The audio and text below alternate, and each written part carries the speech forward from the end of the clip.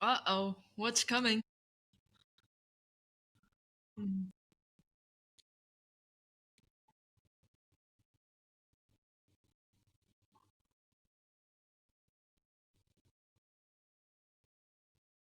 mhm.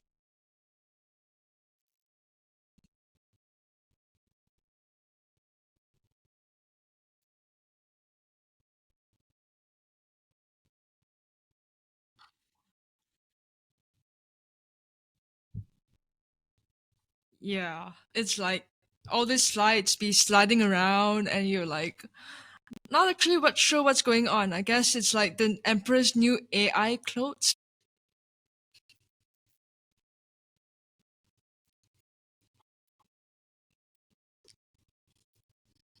IT just dropped it freaked out a lot of the people in the industry. And basically what it talked about was like massive tens of billions of dollars of enterprise AI spend. And the headline figure that they throw out there, like leading off with it, is 95% have zero ROI. Zero. I mean, we can pick across it, but like headline 95% zero. That's huge, huge chunk. And it's like MIT coming up with a study that ChatGPT reduces our brain power. So wait, back to this. Hold up. I mean, that can be real, right? 95% is crazy. Seriously. When you dig into it, there's a lot that makes sense in regards to the reasoning why it actually gets Yeah. there. And to be Mhm. honest with you, I wish I was making it up because like I'm in the arena. I'm looking at AI tech companies right now. We're looking at investing in some. But like Yeah. while you have a lot of this public facing social media, LinkedIn posting about the AI journey, really a small percent are actually really generating tangible impact or transformation or ROI out of it. And, I like the term that the report uses, which is that there's the Gen AI divide. And taking these numbers, it's a pretty wide divide. Considering it's coming from the US, we'll call it the Grand Canyon of Gen AI Haha. divides. Yeah, no doubt. The way I see it, even when the whole lovable thing came out, I got so overwhelmed that everywhere was bursting with AI. And now it's like with this study, it's kind of making me wonder, is it really all just hype? I guess what we are trying to get at is, are we really saying that we might need to have some uncomfortable conversations today? Seems, whew, okay, we're in for a ride. It's a little uncomfortable, especially if you're one of the players that are sitting there with zero ROI but lots of money spent. But if you're building, if you're funding, or if you're betting your career on AI, I hope this conversation might save you from becoming part of the 95%. Let's be part of that 5%. So let's dig into it.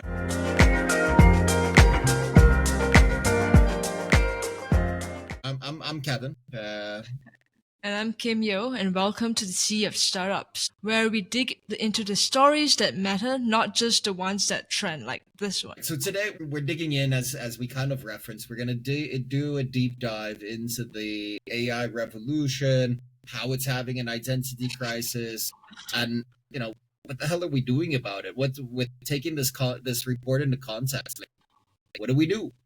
So before we dive into the actual data, and the report did come out, so we could go full nerd today, get deep into the details, and I love doing that anyways.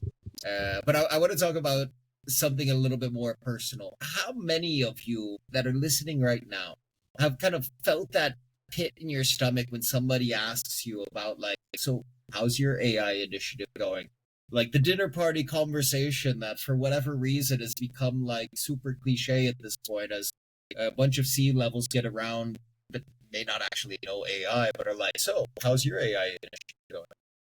Everyone's asking that question at this point. It's all over the internet. Oh my, oh man, that question again. It's like asking how their diet is going, or at least their workout's going, when you know they just had pizza for A breakfast. little bit of a universal pretending going on right now, but Yeah. like, I'm a tech optimist. We're all supposed to be like, the promise that's out there is like, we're gonna be AI first. There's this disruption. We need to be AI native, but like, I think we're overestimating the short term, maybe underestimating the long term. We're a little bit confused. Maybe there's a little panic after this report came out. So there's a little bit of like sorting out what's going on. Yeah, and it's funny because I feel like sometimes when I'm using it as a personal huge avid user of AI as well, I've been using it, and it's like sometimes you don't feel like they're actually moving the needle much. And as much as it does help a lot, but in terms of its consistency and reliability, it begs the question of, is it really changing things?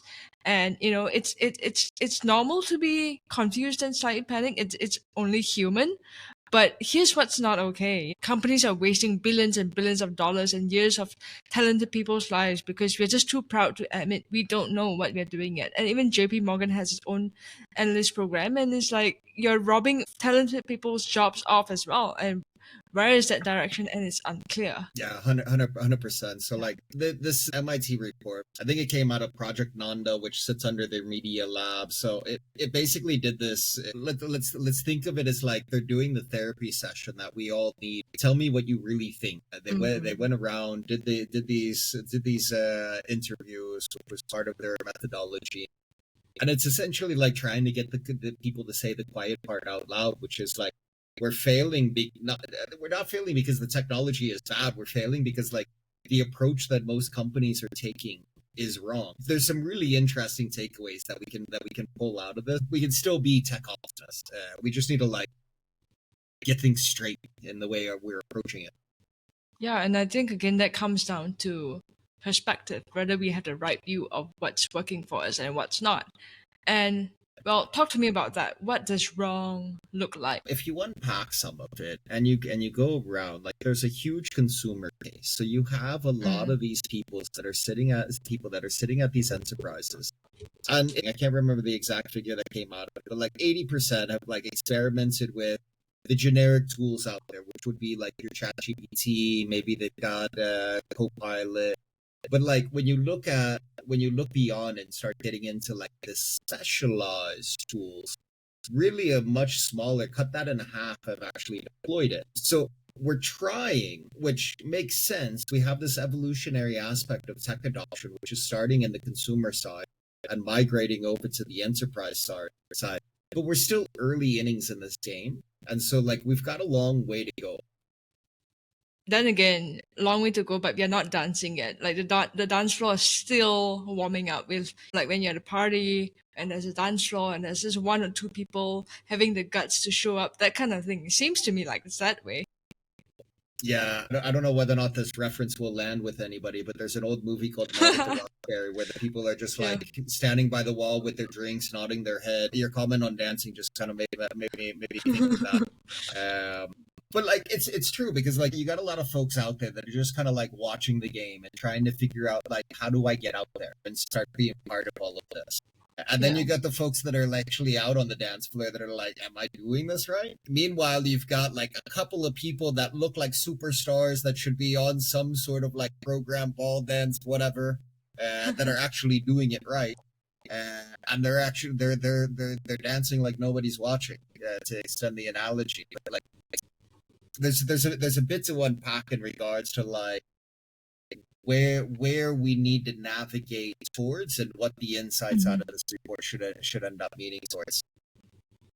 Yeah, and I think at the end of the day, for that 5% who's dancing, I don't think they're actually getting things right either. They're figuring things out as they go along. And the main thing that sets them apart is more of the courage to get things going, to make that mistakes and to have that silver shield down, that vulnerability out, that they're willing to make mistakes in a way that set them apart for being that 5% to dance on the dance floor. And I think the courage to measure what matters, I think that's not easy. So I think I take my hat off to them and to cut the courage to fail fast instead of failing slow. Because it's always easy to talk about things. It's easy to point things out, but it's not easy to actually do things and to stand up and say, "Hey, I'm really doing it, butt off, and let me get my mistakes done, and we'll see again what happens next." And let's get 100%. real. If we're going to be innovative, we got to lead from the front. It's like, we gotta get real about what failure looks like, because I think we're all picturing robots and explosions. Like, that's how we were influenced by the Hollywood then about how AI looked. But at this point, when I look back, it's like it's pretty different. Although there is some resemblance about what Hollywood did visualize about how AI looked like at from the 2000s. I'm waiting for Jarvis myself. Like, I want to be Tony Stark in Iron Man, where like I'm just talking to like my Jarvis and it's doing everything for me. Meanwhile, I'm like moving my hands and pulling strings. We've got a lot of building, and for the most part, when we think about most of what we're talking about now, even though the technology has been around for some time, artificial intelligence is not necessarily new. But this latest wave and the progress that we made is Yeah. is very much new. And within this wave, we're still very early days. While we're talking about like approving budgets for AI initiatives, like for the most part, it's just going to be expensive screensavers. It's going like it's the equivalent of like buying an expensive paperweight or something that I like tucked into the folder of like what didn't work. And MIT calls it the pilot purgatory. And, I felt that. And only 5% of, if you really think about it, the study also shows that only 5% of custom enterprise AI tools ever make it to production. Think about that. 95% of these projects die in a pilot phase. Then again, it begs the question, why Lovable is getting such noticeability. Is it because of this, whereby people are actually actively putting them ideas in and actually getting their ideas out? Is that reason why Lovable is coming up? Is it why Lovable is so lovable? No, so like I'm gonna get into a little bit of the Yeah. controversial and some of my viewpoint on this, because I think there's a couple of things that are going on here where you see a lot of these pilots taking place are really on like the front of the house sort of operations, where Okay. a lot of the implementations are looking at sales marketing automation. It's looking at like the sexy top Right. line Yeah. sort of efforts. And what ends up happening most times is a lot of this is not really generating the expected outcomes. Yeah. We've all gotten these horrible emails, which these mass AI generated emails. We've all seen the marketing content of like really horrible stuff that's obviously not crossing the uncanny valley, and we see a bunch of that. And Yeah. then you have a handful of companies that are trying to build like really solid enterprise products that can do well.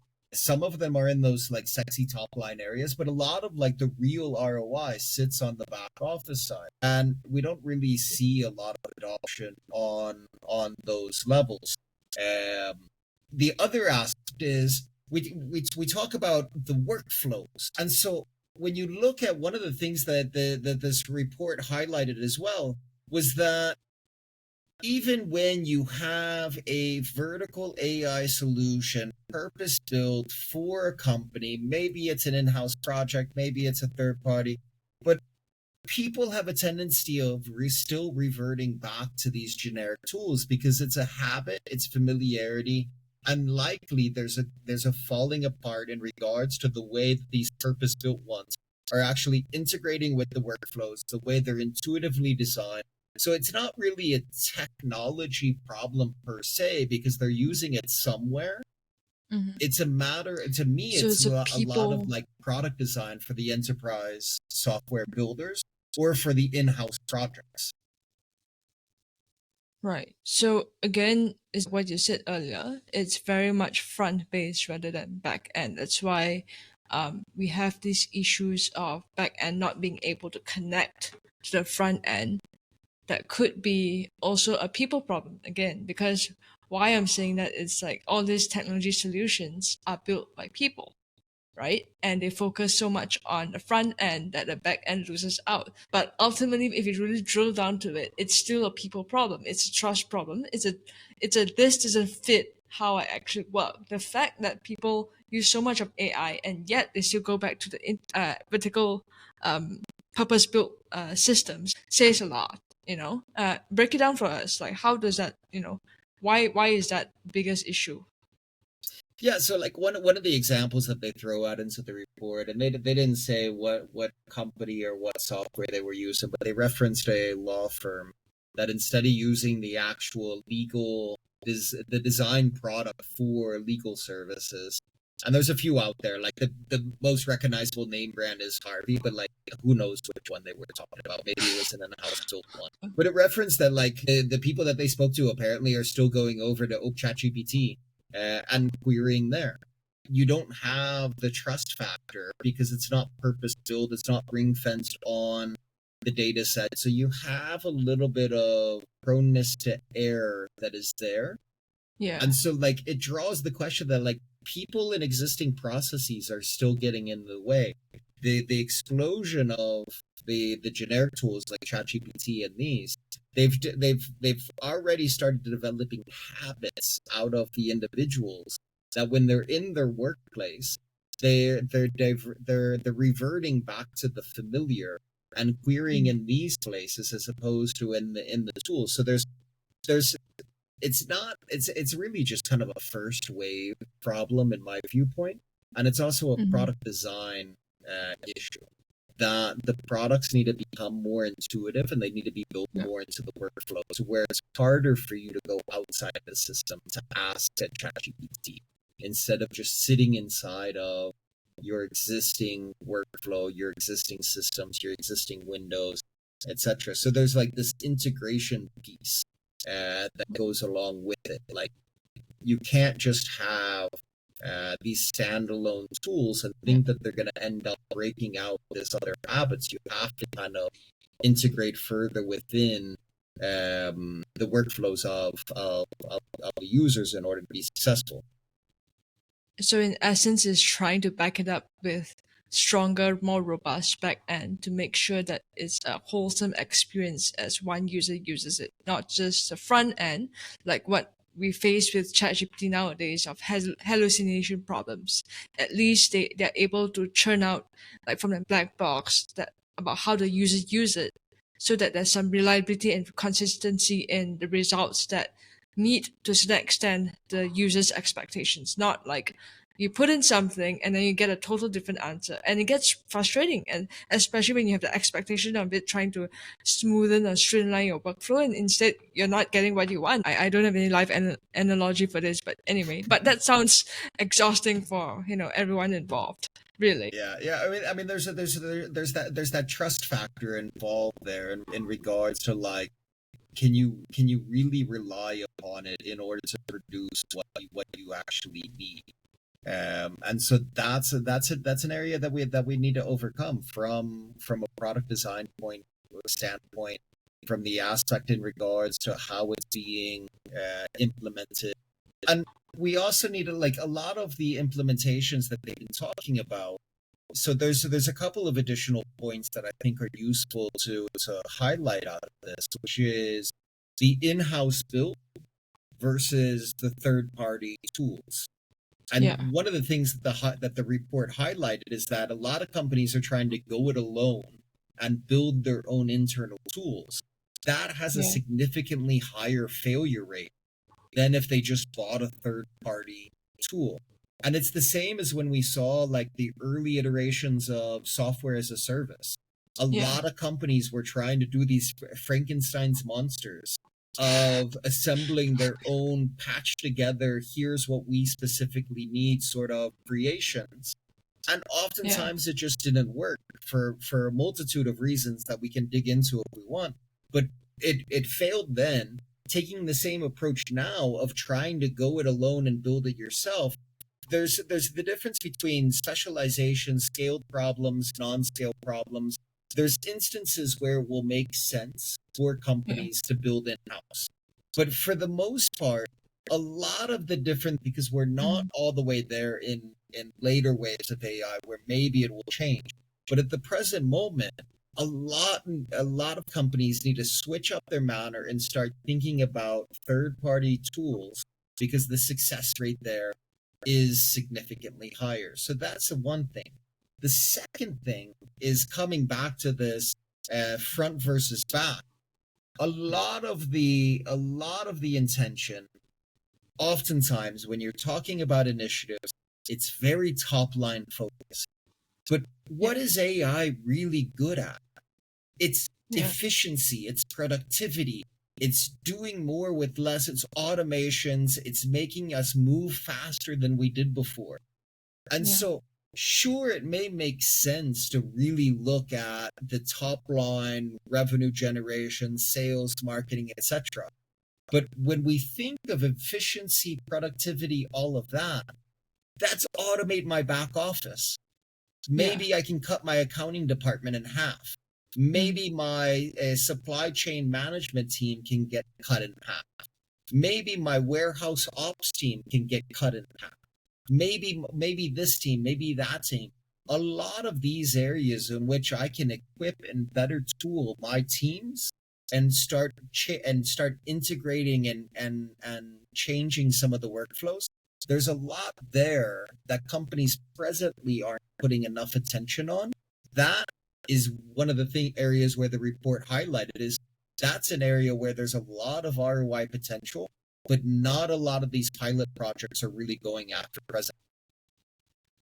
But then again, the way that I'm hearing it is like, you know how banks that there's so much of legacy problems that they don't get solved is because of they integrate all these new different pieces, and then it's like they get to it at some point in their in their in their lifespan of the bank, and it doesn't get done. It doesn't get solved. It feels like it's a repetition of it, just that it's newer age with AI. I think that's why a lot of tools are out there. A lot of them don't get through the pilot phase. It's also maybe because of this issue whereby banks have legacy companies have gone through that and they're afraid to take this step to make sure that everything's integrated because it's a lot of work. Even getting things to change, you have wait let having the machine to talk to each other. Like your AI can't possibly talk to your CRM. It doesn't know your customer history, can't access your financial data inventory system. So you've got this incredibly powerful tool that knows absolutely nothing about your actual business, and then you're having it run. And then it's like, how do you integrate these pieces? Because it takes a lot of work to get them moving all in one go. So I'm just wondering how would that look like? Because um, as it is, as much as we're trying so hard to move away from that legacy issue, it feels like we're falling back again in another way. Just food for thought. Like, This is where we're going. yeah, This is where we're getting to, where you essentially have your knowledge base within your right, organization, which are these systems. It is your CRM. It is yeah, the history that you've captured there. It is yeah, your financial data, your inventory systems. It is all of that.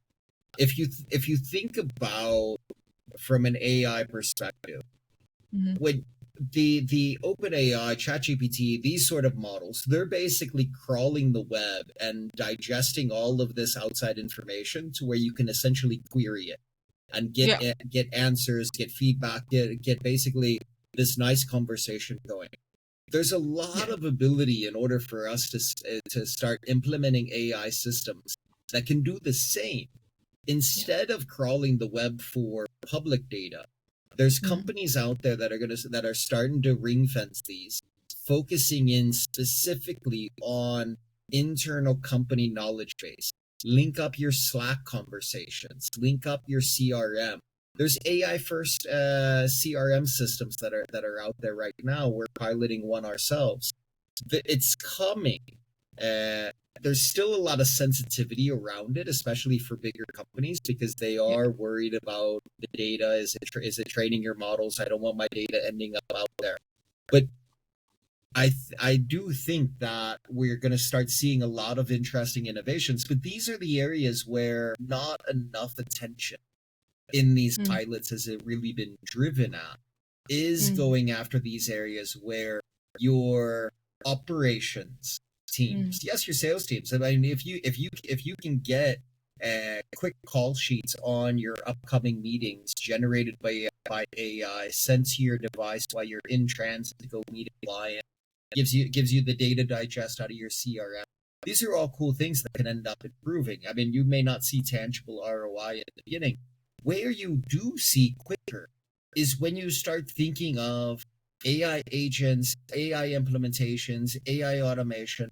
It's where we're going that we can start being able to get the productivity gains. And that's where, in my mind, the lower hanging fruit of AI is really going to come from. But it's a different workflow in regards to how do you manage the implementation at an Yeah. enterprise level to really extract it. So there's this delicate balance of you need it to kind of fit seamlessly in with the way you're currently doing it, Yeah. because otherwise you have to do this whole change management in an organization, retraining your employees, Yeah. changing workflows, all of this. So like the challenge right now is more so how can we start getting this sort of symbiosis between these two streams to where we're not necessarily shocking the system too much, but we're Yeah. being able to amplify these waves that we're on. So it's like what I'm hearing as well is like instead of looking big scale enterprise transformation, we're looking at filtering it at each touch point so that it helps streamline the operation and make life a bit easier is what I'm hearing. It's like we start with individual value and then we scale up from there. I mean, we can't try to boil the ocean, right? Make one person's Tuesday or Monday better and then worry about the whole big thing going on.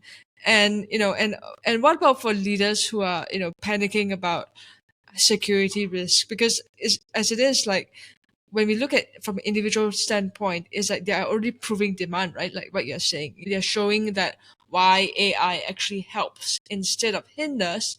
Eventually the take up rate or the people will actually embrace it even more, and that's when um AI is going to take shape even more. So we will actually see results that we're actually moving the needle. And I think that's a playbook right there. Like, for any startup founders listening, your customers are already using AI and, they're just using the free generic versions. Perhaps you could start thinking about building them something better. Yeah, back to my question again. What about leaders who are panicking about shadow IT and, security risk? What does that look like?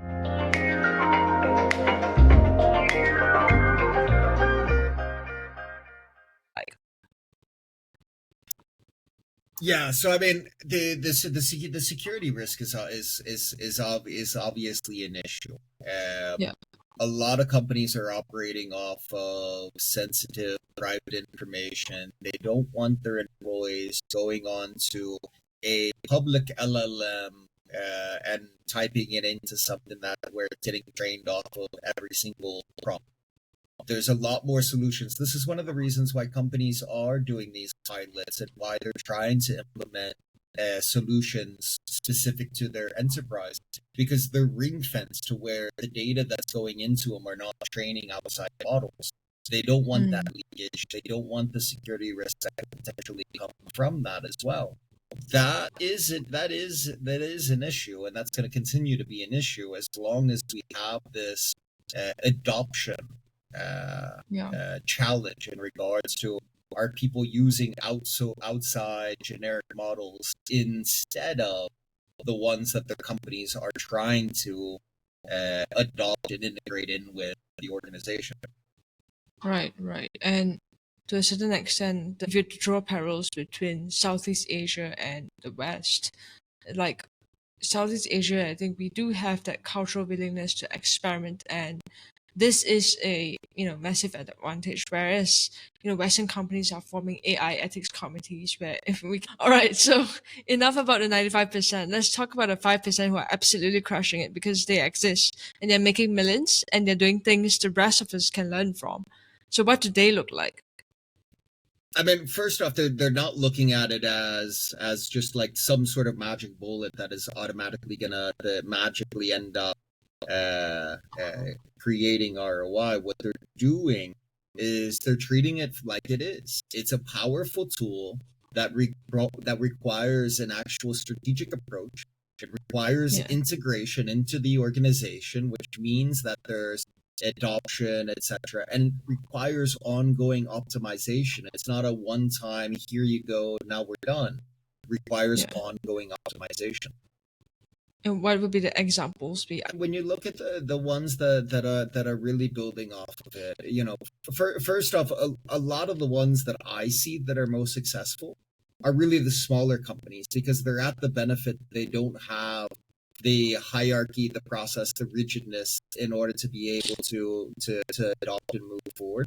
Because the larger you are, the harder it is to really adopt and move forward, because you have legacy of Yeah. people, processes, etc. Whereas smaller organizations, instead of making that extra hire as you're growing, you simply adopt more technology and you get more efficiency out of your existing team. Whereas larger organizations, they're trying to figure out how can they end up managing off of the players that they have. When you look across any tech department, everybody's using different sorts of code writer tools, co-pilots. There's tons that are out there. You ask a bunch of folks out there, they've all got their favorites. They kind of generally sync around a handful of them. But Yeah. like your 10x dev is now like 100x. There's becoming like one of the things that I didn't talk about is there's a GenAI divide between like the developers who are using it and the ones that aren't, because like the bottom tier is still like a super far bottom tier. They haven't changed very much. But the top tier people, they are doing so much more. They are becoming so much more efficient and they're building so much more. There's still the early stage flaws of you may be accumulating technical debt if you're not careful and if you're not making sure that you're fulfilling all of the context that it necessarily needs to build. But then if you transition over into organizations, there's still a lot of opportunity where companies are starting to implement it into their processes. Some are not the sexy things that you see all over the place, but a lot of them are just kind of like figuring out automate the roles that could end up being automated, roles, figuring out ways that they can better leverage the knowledge bases within the organizations. How can they implement in order to get better communications? There's tons of companies out there, and like robotic process automation is an old form. There's a long been an industry built around simple logic of if this, then that.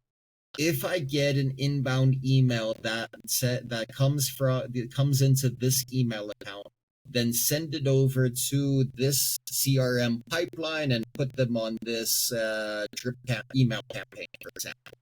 That's been around, and that's just one example. There's a bunch of like if this then that sort of scenarios. But when you think about AI implementations, you can start implementing it at a higher degree of complexity. And there are companies out there that are being more innovative, that are taking the steps and being more strategic about the way they're implementing, integrating, and optimizing over time. And you see them doing massive amounts of automation of routine inquiries. Sure, we can talk about how in the long run there may be job displacement. Being a tech optimist, I still look at it and say humans are incredibly creative at figuring out more work to do. If we get a productivity tool, we're just going to figure out more stuff to do. What happened when we got calculators or computers or name any sort of technological innovation? The first time somebody was able to do a Google search and the internet was at your fingertips. Like, we've always figured out more stuff to do, and we're still going to do it. The key thing, coming back to like what separates the winners and losers, is the focus around the use case and being very intentional about the value add that you're trying to extract out of it, and looking at it from the lens of where are the areas which I can extract productivity gains that really move the needle, and making sure that you're strategically implementing it and that you're putting it into the culture of the organization. But there's this aspect around like change management that does come into play. So you're trying to not shock the system too much in the beginning, but trying to build those habit formations amongst your people so that they're not going out to those generic tools of like, instead of using the one that's on my office laptop, I'm just going to pull up my web browser and go to ChatGPT. Sorry, I'm throwing them under the bus because I'm referencing them, but they got that brand value, so they're the first name that pops into my head. But it is that. So like we're looking at companies that are really augmenting, not necessarily replacing. We still see call centers are actually got an uptick in employment. One of the last statistics that I saw. So we still have not necessarily full out replacement, but we're seeing augmentation for sure. And I think this brings it to another perspective, I would say, like augmentation. It depends again on how much you use it, that it benefits you in the long run. And then to another end, for example, I don't know, JP Morgan maybe, they do have their own in-house AI tool which replaces analysts. So on that end, it's like they're kind of displacing like future. So there, this is another divide again. So on the second layer, for what I'm trying to get at is that I'm trying to re-emphasize it's also a people problem as well. It again depends on how the company looks at it, the perspective they have of how AI would help them in the long run to take advantage of AI. For example, like DBS with the new CEO Tan Sushan, she recently had a press con. But to quote her is that she was saying that she looks for people now who have um, a positive attitude towards their work, and they would want people who come on new hires to be AI competent, to be AI capable. And I think this says a lot about how progressive you are in your thinking, in the sense that how much of AI that you are going to use in your workforce that's going to help augment the success of the company in short, rather than using it to displace some future talent. I think for a company to actually succeed, it needs to marry both talent and tech. So I think re-emphasizing that it has to be augmentation rather than anything else to actually see how AI is moving the needle. I mean, I find that definitely interesting in regards to what the future of the workforce will end up coming out as. I mean, when you look at Asia in general, we've got a very young population, Yeah. and for the most part, because they're young, they've been experimenting with a lot of this technology. So, like, I do believe that given the right context, Mm-hmm. uh, that they can be experimental and that will be capable of moving fast and forward. We just need organizations that have the willingness to experiment, that have the willingness to move for faster decision making, because Yeah. that is what that adoption is going to end up requiring. So if we can marry up Yeah. the idea of looking for the people that have the right attitude with Yeah. combining that with organizations that also have the attitude of speed, experimentation, and moving things forward, we Yeah. could end up seeing Southeast Asia move very, very fast and be a compelling market in regards to adoption. Yeah, and I guess that's corporate marriage in a way. Marrying people competent and having the right tech to move the companies, propel the companies forward. Really, and Asia Pacific is leading in growth. AI app downloads are up 80% versus 51% Europe and 39% in the States. That's funny because ChatGPT is from the States, and then you have Lovables from Europe, and then there's Figma from the States. That's interesting, and there's this hunger to leapfrog that I find so energizing. Um, Yeah, I mean it's not uniform across the board, so like we can't necessarily paint Asia all with one single brush, but certainly yeah, like Singapore, Hong Kong, the business centers there.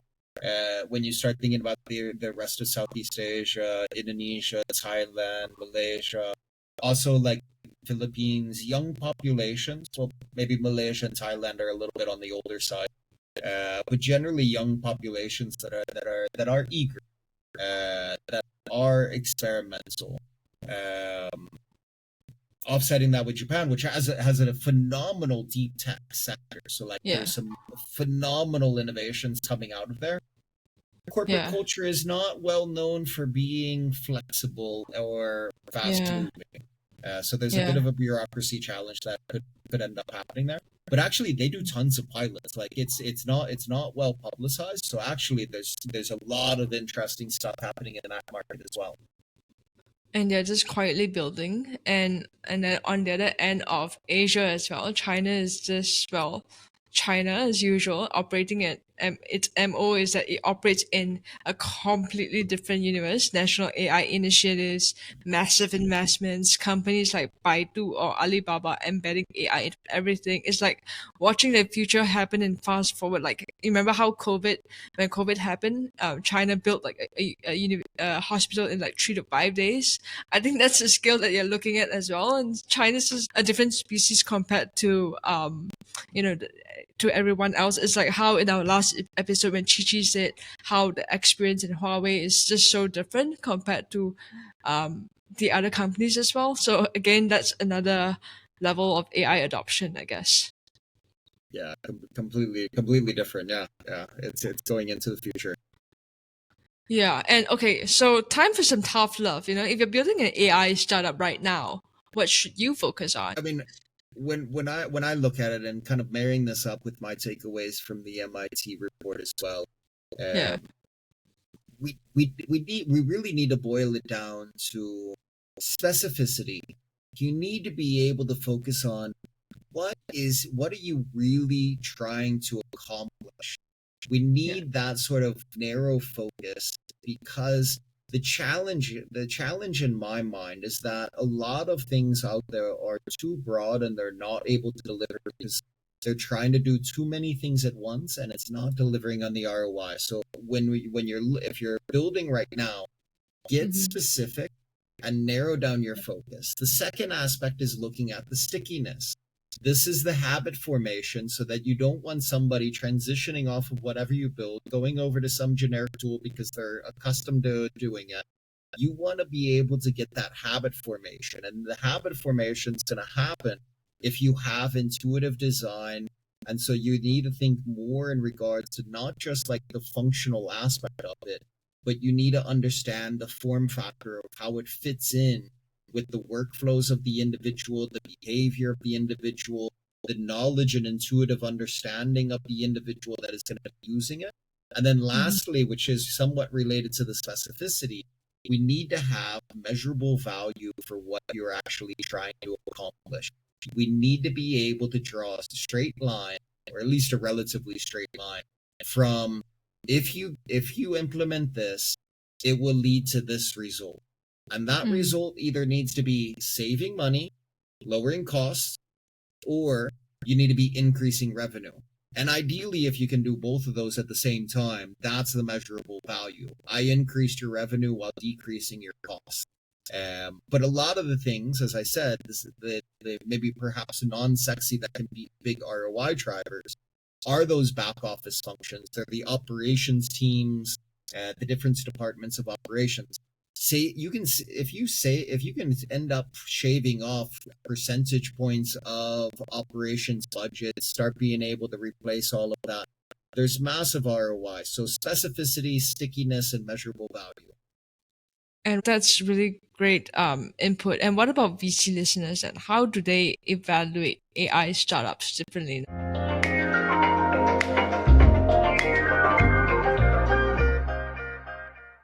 Yeah, that's a challenge because, like, in the conversations that I've had with people, I haven't really seen people solidifying upon one single sort of perspective or view.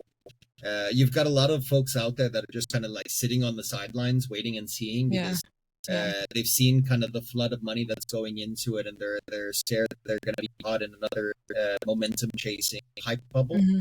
Yeah. which may be true. Yeah. Um, No and then doubt. you got Yeah. folks out there that are a little bit more gung ho and wanting to kind of spray and pray and put their bets around, and they're running events and throwing some money out there, this, that, and the other. And then you got the Yeah. other folks that fall more into my category, which are, you know, maybe not necessarily AI as a product, but AI enabled products that are delivering on measurable value, that have real use cases, real workflow integrations, and that have more deliverability Mm-hmm. in what they're proposing to companies. And Mm-hmm. they have in their product roadmap this understanding of where they believe the technology is going and building for not the tech that we have today, but for the tech that we'll have tomorrow. So much more intentional in some ways is what I'm hearing. Connecting dots between what is needed now while still building for tomorrow. Wow, navigating the in between liners like too. Like being Superman, like having the invisible hand and Midas touch, I guess, to a certain extent. Exactly, And exactly. what about the regional play? Like, should Southeast Asian startups focus locally first? What's that like? Honestly, I think we can focus not only regionally but globally. Yeah, It's always inherently been very challenging to hit the US market. It's a huge market, but it's yeah, inherently difficult just because it's another level of competitiveness because there's lots and lots of other startups that are all trying to go after those same dollars. yeah. But it is a big market. And the positive for startups is the barrier to for the price of admission is significantly lower because we all have access to a lot of the same code writing tools, a lot of the same utilities that we can now build faster, stronger, better. And so there is more so than I believe before opportunity in order to build global products from the Hmm. cost base of a place like Southeast Asia. And there's a number of examples of companies that are out there doing it. We've got Hmm. some in our portfolio. It's not exclusive to us. There's plenty out there. But there is a big opportunity for companies to be building globally from here. And speaking of which, even on this part as well, on the other end of the causeway, is that there's so many AI events have popping up so much like mushrooms nowadays that it's even harder to keep track to. So I guess you can see the ripple effect about how on this end of the world, at least Southeast Asia is really taking this AI wave like by its horns. And and so the next question back, looking ahead, the future of this divide, where does this leave us really? Is the Gen I divide? And I don't think it's permanent, is it? Because everything is temporary. I mean, you have bubbles and then the bubble bursts and then it's like, so what's your view on this Gen I divide at this point? Yeah, so I mean the Gen AI divide at this point is we need to keep it in the context that we're still early days. Yeah, And even though it may end up seeming like like a lot has ended up taking place, we're still quite early days in building this out. We just need to keep into context that we have this divide presently. We need to yeah, understand it, build towards hmm, it, resolve it, and keep on moving forward because innovation is going to stumble a few times. We'll end up yeah, finding these divides, but we just need to figure out uh, a way to cross the chasm. So I hope the uh. takeaway in looking at it was basically giving feedback into what we need to do better. I think as well is that what we talked about earlier is also founders, like the message is pretty clear. You can't just ride the hype wave anymore. Like it's better to get more specialized because the market's getting more sophisticated about distinguishing between AI that demos well and the AI that really actually delivers value. And it's complex because some of the biggest ROI wins come from automation, like fewer customer service agents, less manual contract review. That's real impact, but it comes with social costs. And the winners might be companies that use AI to augment rather than replace, make existing employees more productive rather than eliminate positions, which we've covered earlier. I guess I think that's more sustainable long term. Plus, the augmentation model often creates better user adoption. People are more willing to embrace tools that make their jobs easier than rather than obsolete. So I think it's really the way I see it is trying to find that fine line that enables people to embrace AI even more easily. Like, for example, like how iPhone came into play. iPhone is the phone then and now is because of its intuition. So I think we need more AI tools that are more intuitive, that are able to pick up users' wants and giving them what they didn't think they need, to quote Steve Jobs.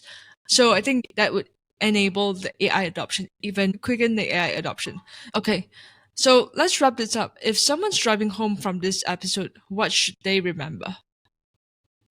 So I would say first and foremost, the AI revolution is real. It's going to be messier and slower than the hype may suggest. It's Yeah, not going to be perfect. But it is yeah, here and it's not going anywhere. So companies are still figuring out, which means that there's still time to get it right.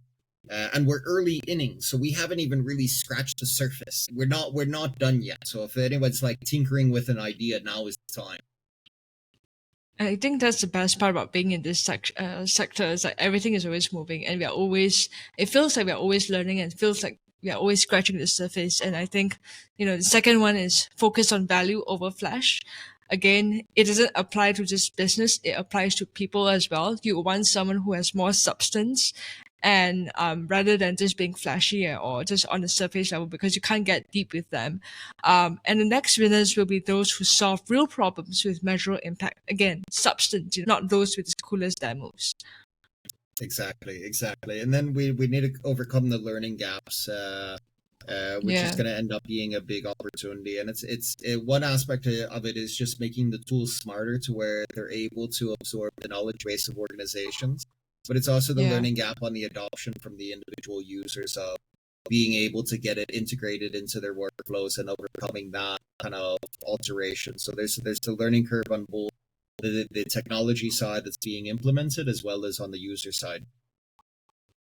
And for the C audience specifically, you've got advantages in speed and agility. The smaller you are, the easier it is for you to move and navigate.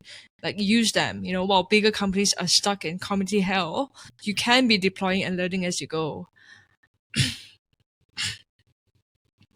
Exactly. This GenAI divide isn't permanent. It's a natural part of technology adoption. It's just the way that it ends up going. We've got early chaos.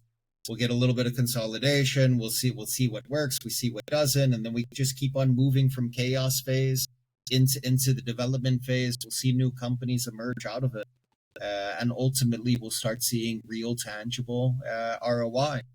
Next iteration of this MIT report may end up being flipped, where it says only 5% didn't get ROI and 95% did. And I look forward to that. I think at this point we could do another episode about on MIT reports because there's one more that comes up about how ChatGPT kind of alters our brain functions. It could be another one worth talking about. That's a good one. AI psychosis. Yeah, I mean, it could be a series actually. Think about it, which means that we'll put that on the notes for what's our next rant's going to be about. Yeah, I think that's quite a bit of. We have a list now at this point. There's one more from each fisheries that we haven't got around to, but we will eventually get to it.